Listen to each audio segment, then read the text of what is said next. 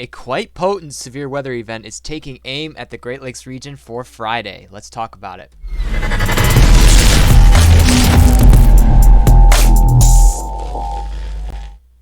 Howdy everyone, the time is 7:31 p.m. and it is March 27th. Welcome to another update from Great Lakes Weather, and in fact, it could be an update for one of the first major severe events across the Great Lakes region. We can't really say it's going to be a major severe weather outbreak, but with what the SPC has put out for a potential for severe weather across the Great Lakes region and areas to the west later this week, we could be talking about some pretty decent severe weather across parts of the Great Lakes region and areas westward. Now, as I said before, a lot of what is happening has a lot to do with the climate transition that we're having as well. We are seeing a decaying La Nina, which is allowing for more of a strengthening of the jet stream across the United States as it lifts up farther to the north as we hit the summer season. So as that transition is occurring, we could see an uptick in more severe weather activity. And sure enough, that is what we are seeing. So let's get to it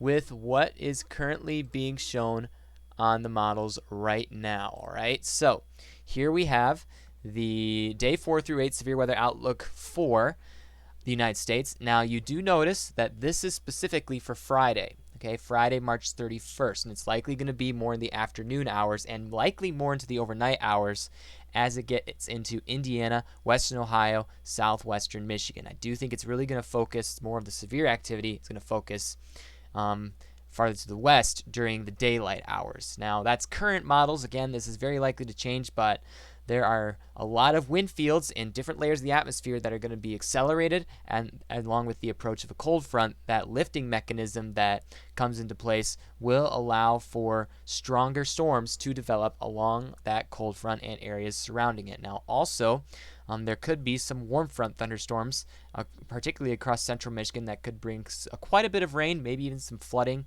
flash flooding, according to what the GFS model is currently showing. But again, here's the day 4 outlook for Thursday. This event kind of triggers out in Texas, Oklahoma, Nebraska, Kansas, first of all, and then it really expands and broadens out into the eastern part of the United States across Arkansas, Missouri, Illinois, Iowa. Specifically, those places have a focus of more of an uptick in intense severe or a higher chance for severe activity, 30% risk. Wouldn't say more intense, I would say just a 30% chance within that region. And then you notice that much of the Great Lakes region, particularly the entire state of Indiana, has a 15% risk out for it. Now, interesting thing about the previous model compared to this model is that most models have kind of recognized a little bit of a shift eastward with the wind shear and the flow of the pressure system that is enabling this to occur. So we'll have to see if that trend continues. It may continue that way. We'll have to see how things break down. But let's go right to the models and get an idea of what is currently being shown through them. So this is the Euro model, ECMWF model. I think this model is doing a rather better job of showing kind of a more high definition idea of what could take place with this event. So here we are, March 27th. We've got some rain moving out of the area across Ohio, and then really not terrible weather throughout much of the week. And then one thing you'll notice as we get towards the 31st, there might even be a little bit of wintry mix across parts of Michigan on Wednesday.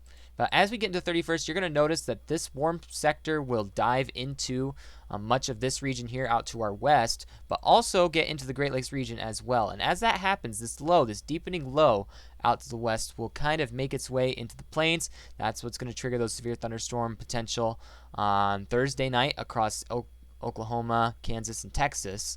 And then this same system, as it approaches, is going to draw on that moist air and that very strong speed shear that's going to be in the atmosphere during this time, and it's going to contribute to thunderstorm development. Now, you notice that really the thunderstorm development does look sloppy, and it kind of looks like it could occur in multiple rounds throughout the day. Now, notice here in the morning, I really think the severity levels currently shown by these models do appear not very high. You do have some low-level wind shear in the atmosphere during the morning. High temperatures only in the 50s, though. You do notice, though, look at these wind wind speed marks here, going from the surface all the way up to the upper levels. You do notice that it is very strong winds all the way from the surface all the way up to 12 to 15 kilometers in the atmosphere. That speed shear is going to contribute to a lot of the strength of these thunderstorms that will develop later on, because this speed shear is going to be in place pretty much throughout much of the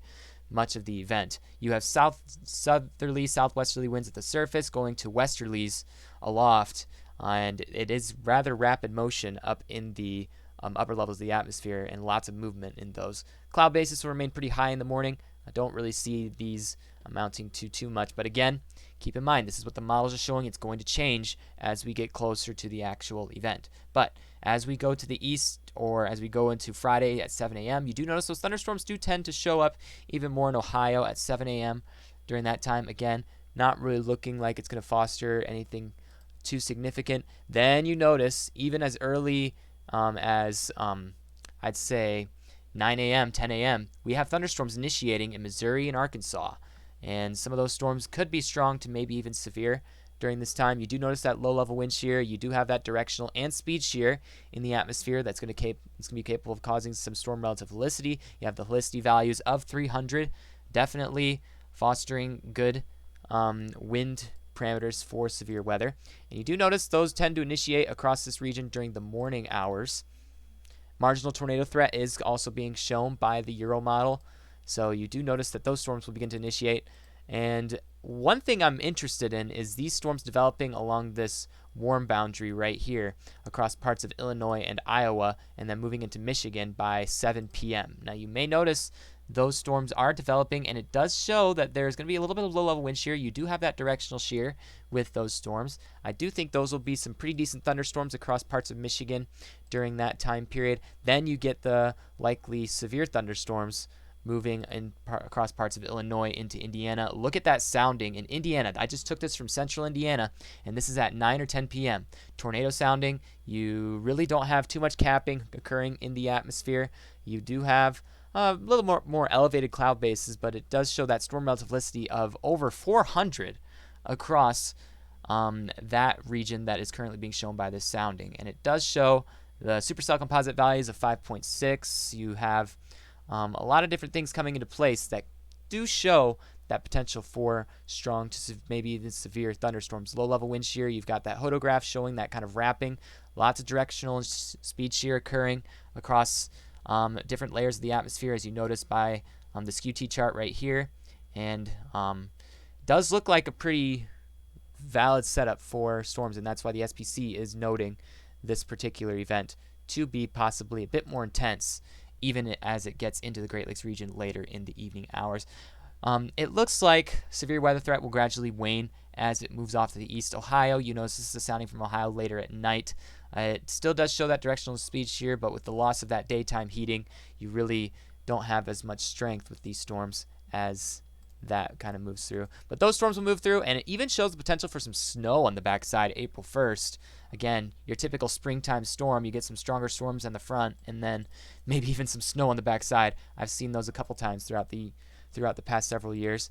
So this is an event to be keeping an eye on, especially as we get closer to it. We have still 4 days until this event actually takes place, but again, with what the SPC is talking about with this event, it is good cause to just be aware of what's happening. So what exactly is causing this? Let's go to the GFS model and take a look kind of more at the upper levels of the atmosphere to see what we're dealing with. First of all, one thing to pay attention to, we do have a lot of wind speeds or higher wind speeds across all different layers of the atmosphere. This includes at the 500 millibar level, 700 millibar level, 850 millibar level, and just above the surface there. You do see that there's decent wind speeds going all the way across all those different parts of the atmosphere. So that influence is going to cause a lot of speed shear, and then give it a lifting mechanism such as a cold front, and you could have some pretty decent storms fire off on this, especially when you have dew points. Let's take a look at the dew points real quick. The dew points ahead of this event. Your dew points are going to be in the 50s, 50 dews, even 60s in areas farther south. Southern Indiana could get in on those 60s dews. So severe weather could definitely feed off of that. The GFS, I'm going to show you what the GFS looks like. GFS also shows those storms firing across parts of, kind of similar to how the Euro does it. They show it the stronger ones off to the west, then some firing storms in the evening on Saturday as well. So just to pay attention to still, once again, soundings on the GFS look a little bit more sloppy in terms of severe weather, but seeing all the wind fields in place does give cause for the potential for some stronger storms, even according to the GFS. So we do have model agreement on a severe weather event. Again, the timing and placement of that is very likely to change over the next couple of days. So that's just something to stay tuned for and keep track on. So let's zoom in more closely on our area. So you do have this setup here. You see the 200 millibar heights. Again, this is the very high levels of the atmosphere. You've got wind speeds of 135 knots. Again, that's typical for that level of the atmosphere. And then as you just go down the line, you do notice you have those stronger winds aloft at the 500 millibar level, where this trough is sort of ejecting across this area, and is going to continue to lift to the east as we progress forward and starts to impact parts of Indiana and the upper levels. Again, the cold front's really going to follow along well with this trough, which will contribute to more of a intense development for weather. So just something to keep watch over as we get into it. Let's look at the severe weather dynamics for this event as we get to it. Surface-based CAPE. Now here's the thing. Doesn't really look too great when you look at the models here. Let's get to when the storms start to more influence our area. You notice the CAPE values still do not remain relatively high. You have CAPE values of 300. Again, this is close to around sunset, which really is going to contribute to a lower amount of heat in the atmosphere and a lower amount of instability as well. The shear, again, you've got decent shear across much of the Great Lakes region as this moves into the area. And then your storm relativity, again, very elevated, very high. You have storm relativity values in the 400s in some spots, according to the Euro, even 500 in some spots. Very good spin in the atmosphere for this event. Lots of directional shear, lots of speed shear, enabling that to occur. Your supercell composite, again, where that instability gradient sort of matches up, it does show a low supercell composite. There's going to be a lot we're going to have to just wait to see how this unfolds. But again, just keep in mind that these models do hint at a severe weather potential, and the SPC is looking at it. I'm not going to say how strong these storms are going to be just yet. We can't say that just yet, but there are factors in place that could contribute to stronger, more intense thunderstorm development. So that's just the thing to keep track of as we get there. Now, I do want to take a look at the temperatures across the United States during this time. Once we get to March 31st, when that severe weather starts to hit, you do notice that the temperatures do warm up. We get that warm sector building in to much of the Great Lakes region. Temperatures in the 60s during that time, 60s in lower Michigan, and then even 50s in parts of northern Michigan as well. So you do have that warming trend that takes place. And I am noticing on the later models that warming trend does tend to continue with quite a few of the models. You do notice that you do get a warmer air mass that flows in here on Monday evening, and another cold front. Again, gonna have to watch that as well. But 50s in Indiana, Ohio, southern Michigan, again, as that moves through. And then even on April 5th, you notice that warm air builds in again.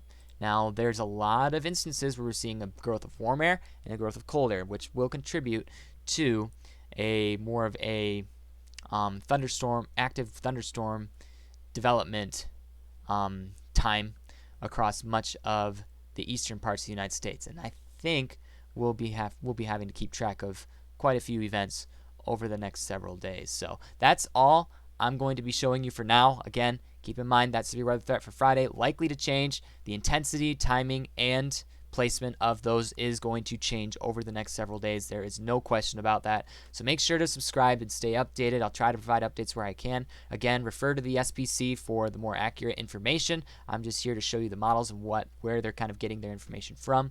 So make sure to subscribe, and thank you guys for watching, and stay safe. I will see you all later.